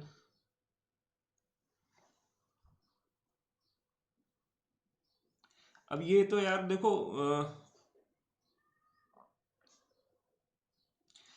देखिए वो जैसे देखो, ये इसका आंसर मैं इस तरीके से देता हूं राकेश जी। देखिए आपका जन्म कब हुआ है, मान के चलिए आपका जन्म हुआ है 1995, ठीक है। या हम कह सकते हैं आपके जन्म के समय आपकी एज कितनी होती है, आपके जन्म के समय आपकी एज 0 होती है। आप जो है, आपका जो फर्स्ट ईयर कब कहा जाएगा? जब आप 1996 में हो जाएंगे, ध्यान दीजिएगा, है ना। जब आपका जन्म यदि 1995 में हुआ है और आप जो है 1 साल के कब कहे जाओगे? जब आप 96 में आप कंप्लीट हो जाओगे, करेक्ट है। तो वैसे ही क्या होता है कि 17, ये जैसे आपने बोला है 1799, है ना, 1799 जो है वो क्या हो रहा है? रनिंग है ना। तो इसीलिए कंप्लीट हो जाता है, तभी जाके इसको मतलब ये कंप्लीट, ये वो चीज चल रही होती है। वैसे समझने की कोशिश करिए, क्योंकि जन्म के समय आपकी एज 1 नहीं हो जाती है। आपकी एज तब होती है 1 जब आप 1 साल कंप्लीट कर लेते हो। जब आपका जन्म हुआ है उस समय आप 0 के होते हैं और 0 से धीरे धीरे धीरे धीरे 1 की ओर कंप्लीट होते हैं। तो वैसा ही है 1700 से 1799, ये क्या हो रहा है? ये साइकिल है, और ये साइकिल कंप्लीट जब होगा तब हम इसे 1 कहेंगे। वैसे ही आप समझ लीजिए। Got it my points Rakesh ji? तो वो इस तरीके से है, मतलब आपको मैं एक्चुअली आपका आंसर थोड़ा सा मॉडिफाइड फॉर्म में दे दिया है ना। मतलब मैंने उसको इस तरीके से कम समझाने की कोशिश की है। तो ये अंडरस्टैंडिंग है, थोड़ा सा इसको इस तरीके से हम समझ सकते हैं। क्योंकि हम जब जन्म होते हैं तो हमारा एज जो है कब बोलते हैं? अब आप देखेंगे हम 18 रनिंग में हैं, हम 17 रनिंग में हैं, तो ऐसे टाइप से बोलते हैं। तो वैसे आप समझ सकते हैं इस सेंचुरी के कंसेप्ट को। ओके, ऑल राइट, समझ में आया कि नहीं आया? ठीक है, कोई बात नहीं। ठीक है, आगे हम बात करते हैं चिंतामणि की। जीवक चिंतामणि ये वही है भाई जिसने 8 शादियां किया था, है ना। तो बॉलीवुड को मसाला मिल सकता है, मूवी बना सकता है इस पे, है ना, लेकिन ये बनाते नहीं है। ठीक है, ये बाकी चीजों को गड़बड़ कर देते हैं। ठीक है, और ये जैन लिटरेचर्स है ना, तो थोड़ा सा यहां याद रख लीजिएगा, मणिमेखलाई है बौद्ध धर्म से रिलेटेड। ठीक है, और जो जीवक चिंतामणि का है तिरुप्त तेवर के द्वारा लिखा गया, वो आपको जैन लिटरेचर्स में देखने को मिलेगा। थोड़े से नाम टफ हैं, ठीक है, even we can not easily pronounce, ठीक है, बट हम उसको समझ तो सकते हैं कि कहानी किस तरीके से देखने को मिलती है। अब जितने अभी तक बताए हैं ये तो बहुत इंपॉर्टेंट है, and that is you need to remember. ठीक है, इसके अलावा कुछ और हैं, इनको आप एक्स्ट्रा में रखना चाहते हैं तो रख सकते हैं। ठीक है, तो ये ऐसा है, देखिए ये आपका एक अननोन जो है वो जैन तपस्वी द्वारा लिखा गया है, वल्यापति, और ये जैन लिटरेचर से 9th सेंचुरी के जैन धर्म के बारे में पता चलता है। मैंने अभी आपको बताया था 6th सेंचुरी बीसी के बाद हम देखते हैं कि जैनिज्म एंड बौद्धिज्म आते हैं, और जब हमारा कल्चर साउथ की ओर मूव होता है तो क्या ये जैन और बौद्ध जो है वो यहीं पर रहेंगे क्या? नहीं, वो भी साउथ में आएंगे, और जैन और बौद्ध कल्चर्स को इतना प्रमोट करने के लिए ये लिटरेचर्स लिखे जा रहे हैं। और ये 9th सेंचुरी की बात हो रही है, तो कोई गलत बात नहीं हो रही है। मेरी बात समझ में आ चुकी होगी आप लोगों को। नागू थानार ने एक आपका कुंदल केची करके एक बुक लिखा हुआ है, और ये 5th सेंचुरी के बौद्ध लिटरेचर्स के बारे में पता कर, इतना भी यदि आप समझ जाएंगे, इतना भी याद रख लेंगे, तो दैट इज इनफ। ठीक है, मतलब ये आपके पॉइंट के एग्जाम के पॉइंट ऑफ व्यू से काफी इंपॉर्टेंट हो जाता है। ऑल राइट, समझ में आया कि नहीं आया? चलो, तो ये संगम के कार्य हो चुके हैं, और संगम में क्या क्या कार्य हुए ये हमने देख लिया है। मैंने आपको टोटल 6 बुक्स के आसपास बताई हैं, ये सारी की सारी थोड़ी थोड़ी आपको याद रखनी होंगी। लेकिन तुल्काप्पियम, शिल्पाधिकारम एंड मणिमेखलाई, है ना, एंड जीवक चिंतामणि, और ये बहुत इंपॉर्टेंट है, थोड़ा सा इसको याद रखिएगा। ओके, चलिए आगे बढ़ते हैं, आगे हम बात करते हैं आगे। अब ये मैंने वही चीज रखी हुई है, ये दोबारा आ गया है, कोई इतना दिक्कत नहीं। जो मैंने आपको समरी बताया था संगम एज में, संगम एज में हमें जो जानकारी मिलती है, the source of the Chola, Cheras and Pandyas, okay, ये हमें पता चल गया है। क्या है भाई? एक क्या है? एसोसिएशंस है, संगम है किसका? तमिल कवियों का, तमिल पोएम्स लिख रहे हैं, पोएट्स का, ठीक है, वो हो गया है। इसका टाइम पीरियड कितना है? तो टाइम पीरियड पर गौर फरमाइएगा, ये है आपका जो 3rd सेंचुरी बीसी से 3rd सेंचुरी एडी। ये जो समराइज कर दिया है मैंने उसको, जो पीछे मैंने आपको एक स्लाइड बताई थी उसी का एक समराइज वे है, मतलब तो इतना इसको आप पढ़ते रहना, इसमें कुछ खास नहीं है। ठीक है, ये वापिस वही चीज आ गया, कोई, अरे यार, ओके ओके ओके, ठीक है ठीक है ठीक है, ये दोबारा आ गया, कोई दिक्कत नहीं है। अब देखिए, अभी तक जो हमने सीखा उसको थोड़ा सा एक समराइज वे में देख लेते हैं। समराइज वे में हमने क्या सीखा है? We are going to find out Sangam में हमें देखने को मिले संगम एज क्या है, वो हमें फाइंड आउट हुआ। इसमें क्या है? कवि जो है वो आपकी कविताएं लिख रहे हैं, ओके ठीक है। इसके अलावा हमें यहाँ किंगडम्स की भी जानकारी मिल रही है, और किंगडम्स कौन से हैं? Chola, Cheras and the Pandyas. थोड़ा थोड़ा हम इनके बारे में भी जान लेते हैं। ठीक है, तो अब शुरू करते हैं हम चेर के बारे में। चेर के बारे में हम शुरू करते हैं, और चेर का जो टाइम का जो आपका जो एरिया है we will find out in this particular section. ठीक है, ये आपका चेर का है, और चेर का जो एम्बलम है दैट इज आपका धनुष, है ना, अर्जुन वाला धनुष आप यहां देख सकते हैं। लेकिन अब जो चेर है ये मैंने दोबारा रखा है। Chera is also called the Chera Keralaputra, है ना। एक मिनट okay. First they will call the Keralaputra because they are belonging to the Malabar coastal area. Okay साहब, ठीक है। इनका जो एम्बलम है जो इनका वो है वो एंड एरो, ये भी हमें समझ में आ चुका है। ये एरिया कौन सा आएगा, मालाबार, त्रावणकोर, कोचीन क्षेत्र, ये मैंने आपको स्पेसिफिक करके लिखा हुआ है, इसमें कोई दिक्कत नहीं होनी चाहिए। इनकी जो कैपिटल होती है एक तो है आपकी Vanji and the Karur. Vanji and Karur मतलब इनिशियली ये होती है, इसके बाद करायूर होती है। और मैंने आपको ये बताया है कि ये वाला जो आपका एरिया है ये पोर्ट एरिया है। तो पोर्ट एरिया है तो यहां पर आपको मिलेगा टोंडी एंड मुजरिस। आधुनिक ये क्रोगनोर करके एक जगह है, वहां पर मिलेगा। तो ये मुजरिस जो है वो आपको केरल में देखने को मिलेगा।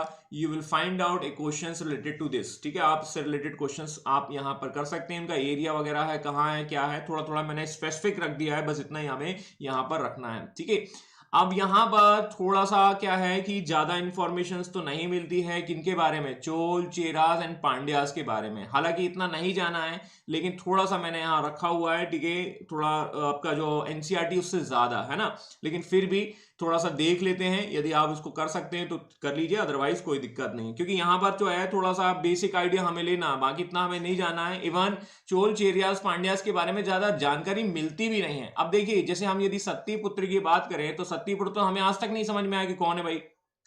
अशोक तो लिखकर चला गया और हमारे लिए टेंशन देके चला गया कि क्या है कैसा क्या, वो बात अलग है, मिला नहीं है तो ये हमारे लिए पॉजिटिव पॉइंट है, अदरवाइज उसको और पढ़ो, है कि नहीं।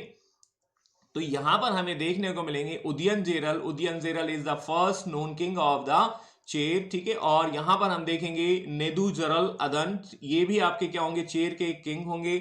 और he was defeated by the Yavanas, ये दुनिया भर की कहानी है। और यहां पर इनके ग्रीक और रोमन के साथ एक रिलेशंस भी देखने को मिल रहे हैं। और रिलेशंस देखने को मिल रहे हैं, इसका मतलब क्या हो रहा है, we will find out the tradings. मैंने आपको बोला है व्यापार हो रहे हैं, और व्यापार हो रहे हैं तो व्यापार पोर्ट से होंगे, और पोर्ट का नाम है मुजरिस, जो अभी अभी हमने देखा है ना। और यहां से हमें समझ में आता है कि ना केवल यहां पर साउथ के जो किंगडम्स हैं वो इतने स्ट्रांग हो रहे हैं, तो ट्रेडिंग्स बहुत बेनिफिशियल है। ट्रेडिंग्स इनका काफी प्लस पॉइंट है। और ये ट्रेडिंग्स क्यों होती है थोड़ा सा वो भी मैं आपको बता देता हूं। देखिए, ट्रेडिंग्स जो है वो यहां पर आपके पोर्ट एरिया से होती है, और ये पोर्ट से इनकी जो आयात और निर्यात, एक्सपोर्ट और इंपोर्ट होता है। देखिए, अब यहां से क्या होता है एक्सपोर्ट इंपोर्ट, यहां पर आपको साउथ में देखने को मिलेंगे प्रीशियस स्टोन्स, है ना। इसके बाद हमें देखने को मिलेंगे पर्ल या मोती, और इसके अलावा हमें देखने को मिलेंगे कई मिनरल्स जो है वो आपको देखने को मिलेंगे कई खानों से, है ना। और इसके अलावा हमें यहाँ से बहुत सी ऐसी चीज मिलेंगी, जैसे हम रेशम है, कॉटन है या सिल्क है, इसका भी व्यापार इनके द्वारा किया जा रहा है। तो एक्सपोर्ट और इंपोर्ट बराबर किए जा रहे हैं, और यूरोप में इसकी काफी डिमांड है। इसके अलावा यहाँ पर हमें देखने को मिली काली मिर्च, उसको तो हम भूल ही गए, है ना। दैट मीन्स जो ब्लैक पेपर है, we can say that is very famous and that is very demandable in the Europeans countries. आप देखेंगे ग्रीक्स और यूरोप के जो व्यापारी हैं वो बोलते हैं यार कि भाई तुम्हारे यहाँ की काली मिर्च बहुत खास है यार, वो वाला भिजवाओ यार, ठीक है, ये वाला ऐसा ऐसा। तो these are the things that is very demand, है ना। और ये डिमांड कहां पर है, ये आपके रोम और ग्रीक में, या हम ऐसे कहें एक लाइन में यूरोप में इसकी काफी डिमांड है। और जब यूरोप में काफी डिमांड होगी तो हमारा जो मनी का फ्लो है that is in favour of the Chera. तो ना केवल चेर, चोर और पांड्यास जो हैं वो यहाँ डेवलप होंगे, बल्कि यहाँ इनको ट्रेडिंग्स जो है वो सपोर्ट भी कर रही है, दैट मीन्स प्लस पॉइंट है। इसके अलावा मैंने आपको पीछे भी बताया है कि आयरन के आने से क्या हुआ, ये लोग एग्रीकल्चर में भी इन्वॉल्व हो गए, है ना। एग्रीकल्चर में काफी तेजी से डेवलपमेंट देखने को मिलेगा, और एग्रीकल्चर में वही आएगा, फिर सीधी सी बात है इक्वल टू। तो एम्पायर इनके बढ़ते क्यों हैं, एम्पायर इसलिए बढ़ते हैं, एक तो ट्रेडिंग्स इनके पास प्लस है, दूसरा इनके पास एग्रीकल्चर प्लस है, और इस वजह से ये सारी चीजें देखने को मिल रही हैं। Got it my points. आपको रोमन कॉइन्स जो हैं वो आपको पौंडीचेरी के पास देखने को मिलेंगे। अरिकमेडू करके एक जगह है जिसे आज की डेट में हम मॉडर्न पौंडीचेरी कहते हैं, पुडुचेरी, वहां आपको देखने को मिलेंगे। तो that is the very good science of the tradings, and you will find out there is a trading in between these two sections, और यहाँ ट्रेडिंग्स हुआ करती थी। इतना समझ में आया नहीं आया? तो ये सारे के सारे कारण हैं। अब ये चेर, पांड्य और चोल, ये तीनों के तीनों आपस में लड़ते रहते हैं, तो इनका जो हिस्ट्री है वो वॉर में ही कन्वर्ट हो जाता है, तो आपस में लड़ते रहते हैं। इसके अलावा श्रीलंका वॉर है, भारत का जूता है ना, देखिए ध्यान दीजिएगा, भारत के जूते के जैसे नीचे लटक रहा है, ठीक है। और ये श्रीलंका जो है, तो ये इसको मारेंगे, ये इसको जीतेंगे, ये यहां पर आएंगे, इस तरीके से कहानी चलती रहेगी आपस में लड़ने की। तो ये वही चीज है, तो यहां पर आपके एक थोड़ा थोड़ा याद रख सकते हैं, इस तरीके से हमने समझ लिया है। और ये तो मैं खास खास पे चर्चा कर लेता हूं। जैसे आता है एक Senguttuvan. Senguttuvan is very famous ruler of the Chera dynasties. He what called the red Chera. Red Chera का मतलब है लाल चेर, है ना, और लाल चेर कहा जाता है, लाल चेर का मतलब है बहुत अच्छा, है ना, ऐसा कह सकते हैं। जैसे तमिल में नल्ला, नल्ला कहा जाता है, नल्ला का मतलब होता है दैट मीन्स, ठीक है, बहुत अच्छा, इस टाइप से बोला जाता है। तो अब हमारे यहाँ नल्ला का मतलब आप समझ गए होंगे क्या होता है भाई, नकारा कहा जाता है। जैसे राहुल गांधी नल्ला है, हम ऐसे नॉर्थ इंडिया में कहते हैं, लेकिन साउथ में यदि देखेंगे नल्ला का मतलब जो होता है वो अच्छा होता है। तो भैया ये समझ लीजिएगा। बाकी अब रेड का मतलब यहाँ अच्छा है, ऐसा समझ लीजिए। तो that is a very, we can say that कि there is some difference in the word, है ना, थोड़ा सा समझने की कोशिश करिएगा। फिर भी the Senguttuvan is very famous ruler of the Chera dynasties and he is going to that means defeat the Chola and the Pandya. देखो मैंने कहा अभी लड़ाई हो रही है, लड़ाई हो रही है, तो आप देखेंगे किसको हराया भाई, चोर और पांड्या को हराएंगे। अब ये हिंदू शाही डायनेस्टी को हराने नॉर्थ में थोड़ा ना जाएंगे। हाँ बिल्कुल भैया, आंसारी जी ऐसा ही देखने को मिलता है। और भी कुछ वर्ड है, एक हमारे सर हैं, ठीक है, वो बताते रहते हैं कि ये शब्द है, तो इसलिए थोड़ा थोड़ा मुझे उन्होंने बताया, ठीक है, और वो फिर मैंने आपको बताया।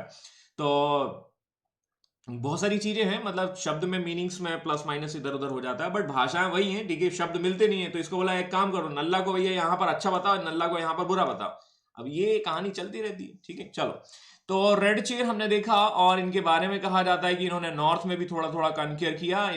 And according to the Silappadikaram, do you remember Silappadikaram, और ये पत्तिनी संप्रदाय का संस्थापक था। हम ऐसे कह सकते हैं कि इन्होंने क्या किया, दैट मीन्स कन्नगी और कोबलन, या जो आपकी कन्नगी है, उससे प्रभावित होकर एक सेक्ट बनाया जिसमें पत्नियों की पूजा की जाती है। तो ये कहानी आपको देखने को मिलेंगी। तो इस तरीके से हम ऐसा कह सकते हैं, ये थोड़ा इस तरीके से चलेगा आगे चलकर। That means 3rd century AD में, मतलब देखो अब ये कहानी कब चल रही है, ये अप्रोक्सीमेटली 1st सेंचुरी के आसपास की कहानी चल रही है। और 3rd सेंचुरी के आसपास हम देखते हैं कि द चेर की जो पावर है, that means that is going to decline, ठीक है, और 8वीं शताब्दी में फिर से सर्वाइव होते हैं।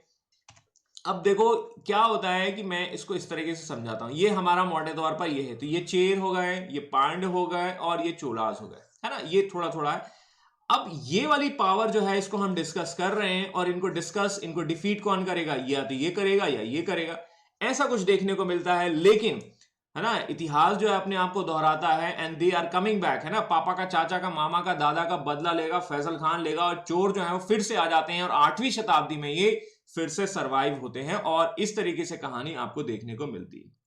तो चेर के बारे में एक छोटा सा इंट्रोडक्शन मैंने आपको बता दिया है। अब हम बात करने वाले हैं चोल किंगडम्स की। मेरी बात समझ में आई नहीं आई, क्लियर है? अब देखो, अब हम थोड़ा सा इंट्रोडक्शन देखते हैं। वहां पर मालावार कहा जाता था, इन्हें कहा जाता था कोरोमंडल या चोल मंडलम, है ना, नाम से ही समझ में आ रहा है, ठीक है, बाकी कुछ खास नहीं है, ठीक है। वो आप देख लेना भैया, वो सोना वो जो गिरवी रखा जाता है वो बैंक है, तो चोल मंडलम शायद वो वहां से आप कनेक्ट करके देख सकते हैं। ये सब चीजें साउथ में सोना बहुत पाया जाता है। सोना मतलब खोना वाला सोना नहीं, दीदी, that means gold I am talking about, that is जो हर चमकती हुई चीज सोना होती है, वो वाला, है ना। तो वो दुबई में बहुत मिलता है, ये दुबई वाले बहुत पकड़े जाते हैं, ठीक है। आपने देखा होगा कभी इधर जूते में भर के लेके आ गए, कभी कान में भर के लेके आ गए, कभी बाल में भर के लेके आ गए, ऐसा ऐसा करके आते हैं। बाल में नहीं भरा जाएगा, लेकिन समझने के लिए हम कह रहे हैं, ठीक है। तो पांड्य जो है, इनका एरिया हो जाएगा north east of the Pandya kingdoms. थोड़ा सा मैप से समझने की कोशिश करिएगा। ये देखिए, northeast of the Pandya kingdoms between the Pennar and the Vellore rivers, ठीक है। तो ये पांड्य किंगडम के नॉर्थ ईस्ट में होगा। ये देखिए, ये पांड्य किंगडम है, उसका नॉर्थ ईस्ट के में होगा चोल, और चोल का एम्बलम आपको समझ में आ रहा है, टाइगर, ठीक है। और टाइगर जो है आपको एमपी में ज्यादा देखने को मिलेंगे। Capital name is called the Uraiyur, और ये सबसे ओल्डेस्ट कैपिटल होगा।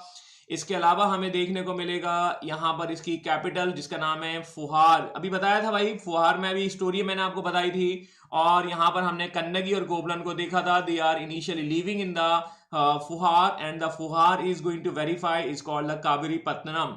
तो जो स्वदेश में कावेरी अम्बा होती हैं वो यहीं की होती हैं, ऐसा समझ लेते हैं ना थोड़ा सा, ठीक है, याद रखने के लिए। ये मेरी बातें समझ में तो आ जाती है ना भाई लोगों, ठीक है, मैं थोड़ा उधर उधर से कनेक्ट कर लेता हूँ, ठीक है।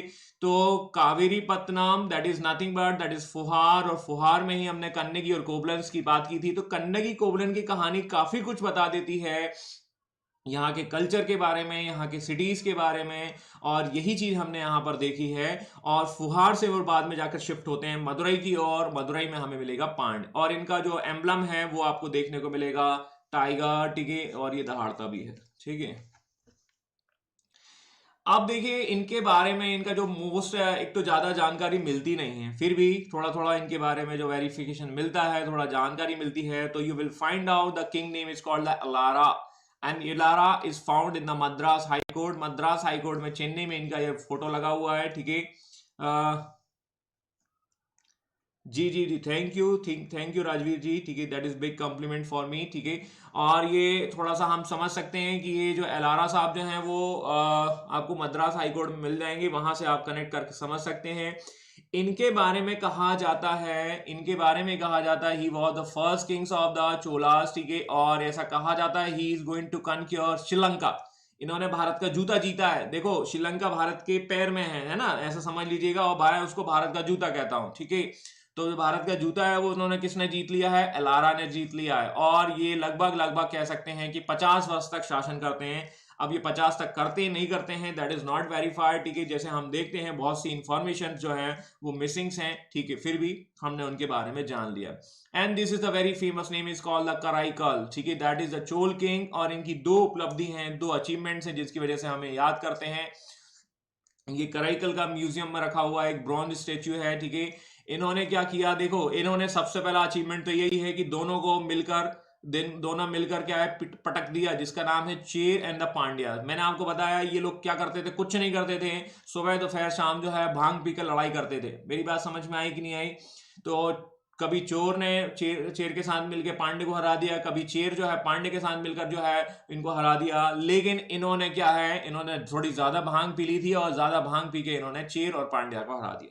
सीधी सी बात है कि दिस इज द बेसी। इसके अलावा उन्होंने श्रीलंका पर भी बेसी अटैक किया। देखो यहाँ पर क्या होगा, चेर हैं, यहाँ पर पांडे हैं, एक यहाँ पर चोलास हैं, और एक यहाँ पर भारत का जूता। ध्यान दीजिएगा, तो ये जूता जो है बार बार क्या होता है, ये लोग पहन लेते हैं। सीधी सी बात है, वी कैन से दैट कि ये कभी यहाँ पर अटैक कर देते हैं, इसको भी जीत लेते हैं, कभी ये इसको जीत लेते हैं, कभी ये, ऐसा ही चलता रहता है, ऐसी ही लड़ाई चलती रहती है, ऐसी ही कहानी चलती रहती है, दैट्स ऑल, ठीक है। तो ये थोड़ा सा इस तरीके से हम देखते हैं। और ये ऐसा कहा जाता है तंजौर के पास में, मैंने आपको बताया था मैप में तंजौर, ठीक है, वहां पर एक वेनी का युद्ध होता है, और ये कराईकल नाम का जो रूलर है वो इसको जीतता है, ठीक है। ये इस तरीके की सिचुएशंस, इस तरह की कहानी देखने को मिलती है।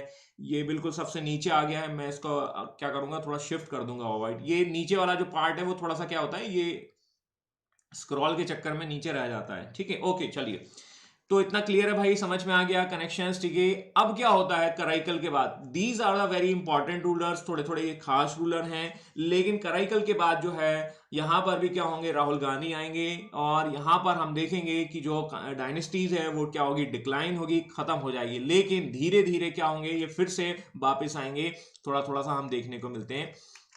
तो मोटे तौर पर कराईकल के बाद ये कहानी चोल की भी खत्म हो जाती है। तो चोल साम्राज्य का पतन होता है, और चेर और पांड्या जो है उसको अपना एक्सपेंड कर लेते हैं। सीधी सी बात है भाई, एक पावर डाउन होगा तो उसको भरने की कोशिश कौन करेगा, जो आपका हाई पावर होगा। विंड्स जो है हाई प्रेशर से लो प्रेशर की ओर चलती हैं। वैसे ही हम देखेंगे जब एक एम्पायर डिक्लाइन होगा तो उसको वैक्यूम को भरने की कोशिश करेगा चेर एंड पांड्यास, ठीक है, दैट्स ऑल, ठीक है। लेकिन चोल जो है वो मिडाइवल एज में आते हैं। अभी हमने देखा ये एंशिएंट वाला पार्ट था, ध्यान दीजिएगा, जो अभी हमने डिस्कस किया है। लेकिन चेर में इतना ज्यादा जाने की जरूरत नहीं है, लेकिन मैं चोल में थोड़ा सा जाऊंगा, क्योंकि यहाँ हमें एक 949 में एक बैटल मिलेगा, और उसको थोड़ा सा हम डिस्कस करेंगे। तो मेरी बात समझ में आ रही होगी आप लोगों को। मध्यकाल में या मिडाइवल एज में हमें कुछ चोलास देखने को मिलेंगे और चोल का ये रूलर है कौन, जिसका नाम है विजयालय, विजयालय चोलास, करेक्ट है। और 9th सेंचुरी में, अब देखिए थोड़ा सा मैप पर याद करिए, ये मैंने आपको यहां कौन है, यहां पर आपको चेर देखने को मिलेंगे, यहां पर कौन है, यहां पर आपको पांड्यास देखने को मिलेंगे, यहां पर आपको कौन मिलेंगे, चोल देखने को मिलेंगे, ठीक है। और इसी के ऊपर आपको मैंने मैप में बताया था, you will find out the Pallavas,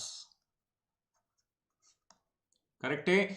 और देखिए 9th सेंचुरी में ड्यूरिंग द टाइम पल्लवों की गिरावट की वजह से राजनीतिक निर्वात बना। The decline of the Pallavas in the 9th century created a political vacuum. मैंने आपको पहले ही बताया है, वैक्यूम मतलब निर्वात, निर्वात मतलब खाली जगह, और जब खाली जगह होगी तो वहीं पर कोई आकर बैठेगा, सीधी सी बात है। दैट मीन्स, ठीक है, उस वैक्यूम को भरने की कोशिश करेगा, एंड दिस वैक्यूम इज, ये वैक्यूम बन चुका है और चोल जो है इसको भरने की कोशिश करेंगे 9th सेंचुरी में। इतिहास अपने आप को दोबारा दोहराएंगे। ये एंशिएंट में थे, एंशिएंट में वो डाउन हो गए, खत्म हो गए, राहुल गांधी आ गए, लेकिन कभी कभी जो है वो अमरेंद्र बाहुबली भी आ जाते हैं, और ये अमरेंद्र बाहुबली हैं विजयालय चोल, है ना।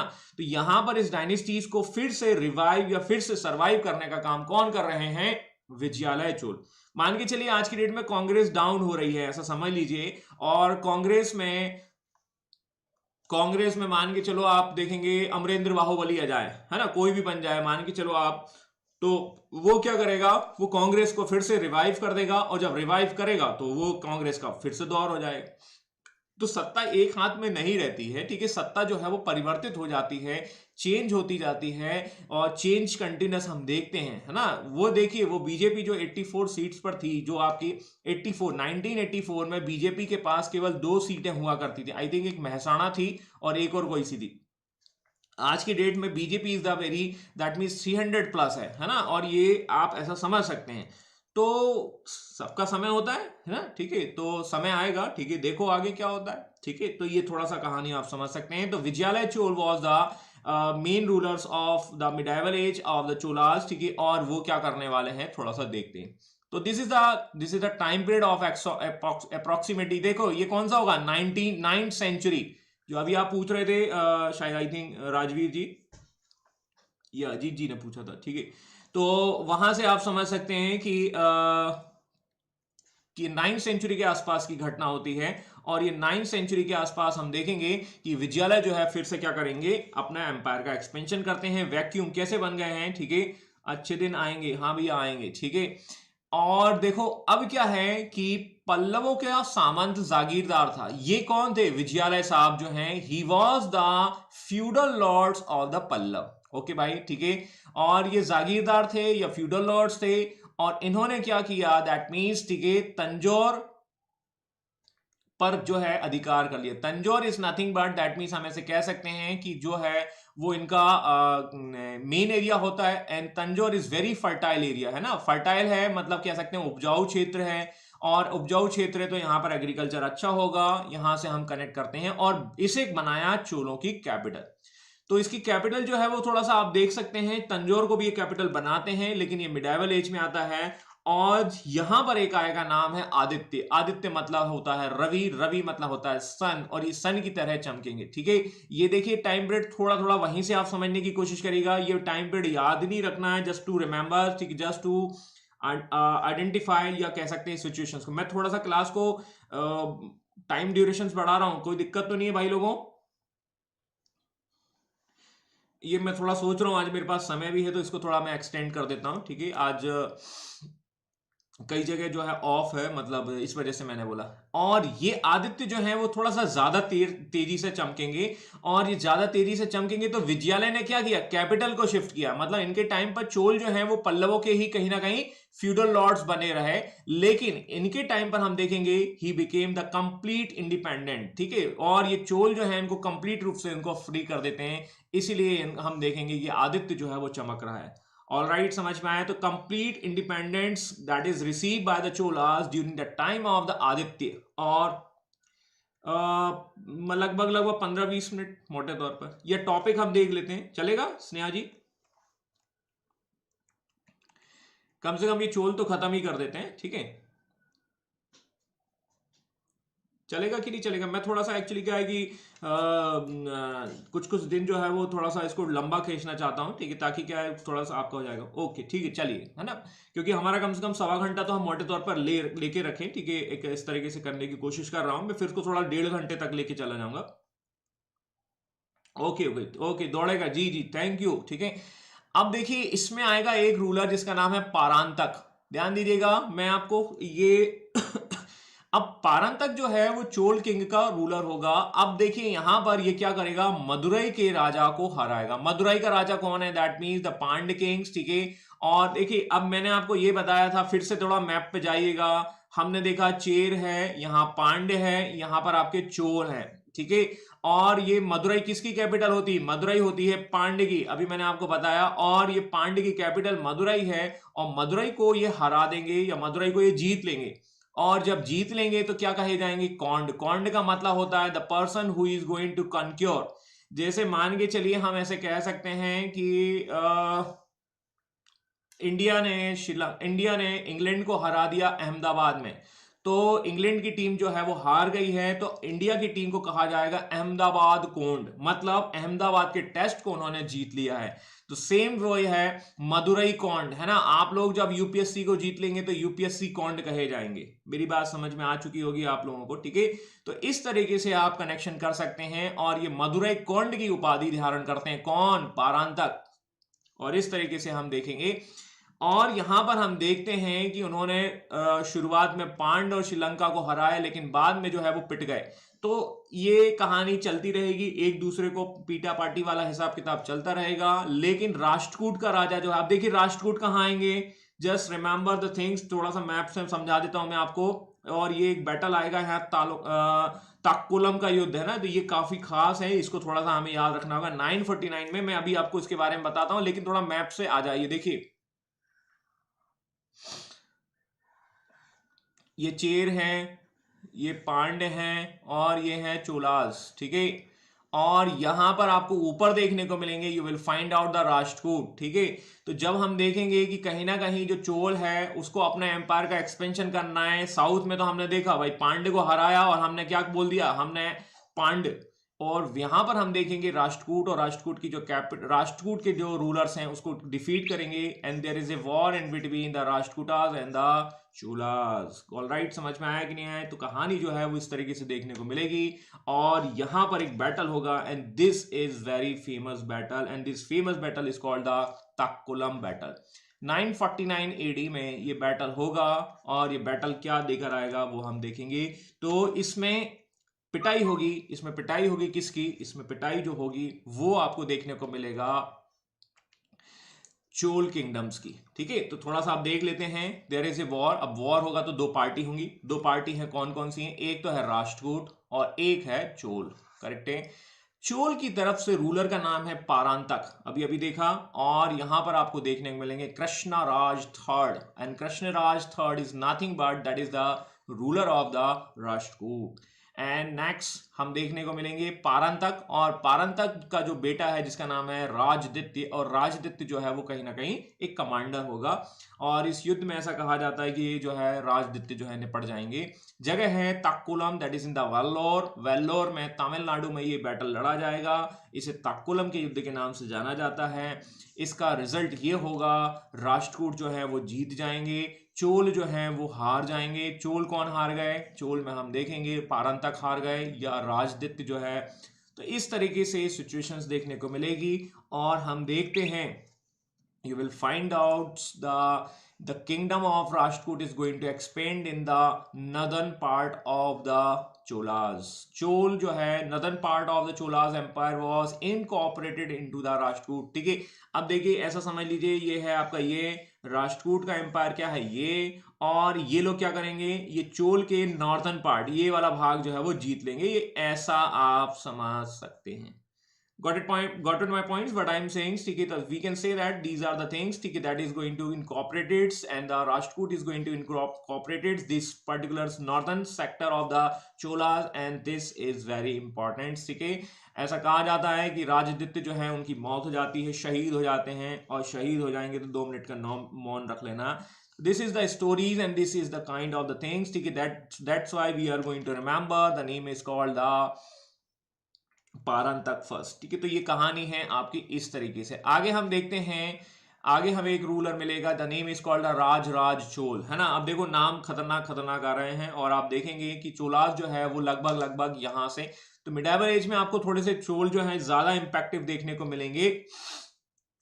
और एक चीज और मैं आपको बताऊंगा आगे, जब दिल्ली सल्तनत को हम डिस्कस करेंगे, और दिल्ली सल्तनत को जब हम डिस्कस करते हैं तो you will find out the Alauddin Khilji, and Alauddin Khilji having a one commander name is called the Malik Kafur. Malik Kafur बेटा कहाँ हो, बोला पानीपुरी पी रहे हैं, बोला यहाँ पर हम देखेंगे मलिक काफूर जो है वो साउथ में कैंपेन करेंगे, और जब हम साउथ में कैंपेन करने जाएंगे तो you will find out the Pandya Kings, ठीक है। हमें फिर से पांड्या ब्रदर्स मिलेंगे, है ना, Hardik Pandya and Krunal Pandya, they are fighting. तो यहां से भी आप कनेक्ट करके समझ सकते हैं कि मिडाइवल एज में ये थोड़े बहुत इंपैक्टिव होते हैं, चोल चेरियास पांड्यास। चेर इतना नहीं होता है, लेकिन पांड्या और आपके चोलास तो होते ही हैं।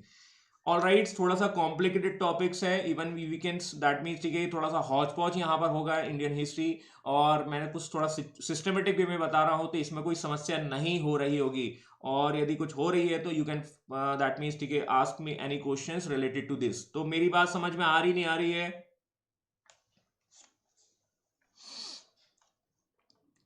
अब देखो एक चीज और हम समझते हैं, तो during this his time the Chola empire covered the whole Tamil Nadu. देखिए अब इन्होंने अपना एम्पायर का एक्सपेंशन किया, और एम्पायर का जब एक्सपेंशन किया तो you will find out Tamil Nadu, Orissa, Andhra Pradesh and the Kerala and the Sri Lanka as well, इतना सब इन्होंने जीत लिया। This is the empire expansion. तो we can say that this is one of the great ruler of the this Chola dynasties, and Chola dynasties का ये great ruler जो है वो अपना एक्सपेंशन ऐसा कर रहा है कि ये धुंधला धुंधला सा मैप आपके सामने है। You can find out this is the empire of the this great ruler. All right, समझ में आया, ठीक है। तो वी कैन से दैट कि ये एक्सपेंशन यहां पर आपको देखने को मिलेगा। ये हैं वो भाई साहब जिनकी मैं चर्चा कर रहा हूं, ये उनके आधार कार्ड का फोटो है, मतलब ये चमकते हुए नजर आ रहे हैं, ठीक है। चलो, राज राज चोल जो है थोड़ा और देख लेते हैं उनके बारे में, ठीक है। और इनको अरुणमोझी वर्मन भी कहा गया, अरुणमोझी वर्मन, ठीक है। तो ये एक अदर नाम है।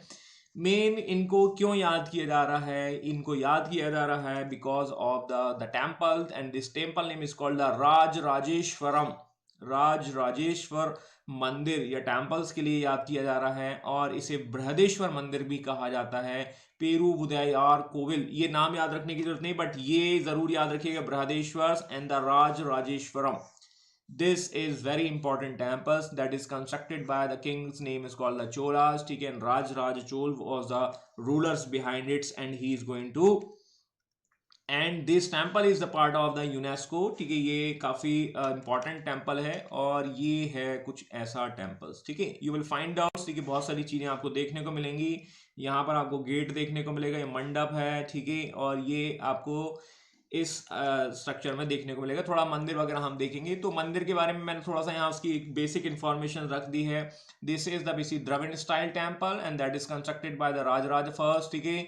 और इसमें कुछ खास याद रखने वाला यही चीज है, बस इतना ही, ठीक है। इसका एक ऑफिशियल नेम है बृहदेश्वर, ठीक है। तंजौर में आपको देखने को मिलेगा, चोल किंग के द्वारा बनाए गए। तो ये 2-3 चीजें आप याद रख सकते हैं, द्रविड़ स्टाइल्स, करेक्ट है। और मुझे जैसा याद आ रहा है, आई थिंक ये फर्स्ट टेम्पल है द्रविड़ स्टाइल्स का, ये ऐसा ऐसा देखने को मिल जाएगा, ठीक है। तो आज की कहानी को हम यहीं तक रखते हैं, देन आगे हम इसको आगे कंटिन्यू कर लेंगे, और we will find out the next king name is called Rajendra Chola. तो थोड़ा थोड़ा सा समझ में आया कि नहीं आया, any problem till now, do comments, आप कमेंट कर सकते हैं। ज्यादा एक्चुअली क्या हो जाएगा, लंबा खींचूंगा तो वो वैसा बोरियत हो जाएगा, इसलिए मैंने थोड़ा इसको अभी यहाँ होल्ड डाउन कर देता हूँ। तो आज की कहानी को हम यहीं समाप्त करते हैं, ठीक है। Next we will meet in the next sessions, ठीक है। कल हम इसको आगे कंटिन्यू कर लेंगे। कल most probably we will meet around half an hour ago, ठीक है। हम थोड़ा सा आधा घंटे पहले मिलेंगे, तो थोड़ा सा ध्यान रखिएगा, आधा घंटा पहले हम मिलेंगे, दैट इज अराउंड आपकी 6:30 टू 7:30 अप्रोक्सीमेटली हम थोड़ा इस तरीके से मिलेंगे, ठीक है, चलेगा। Okay, once again happy Mahashivratri to all of you and वकई कलाई वनक्कनम, थैंक यू।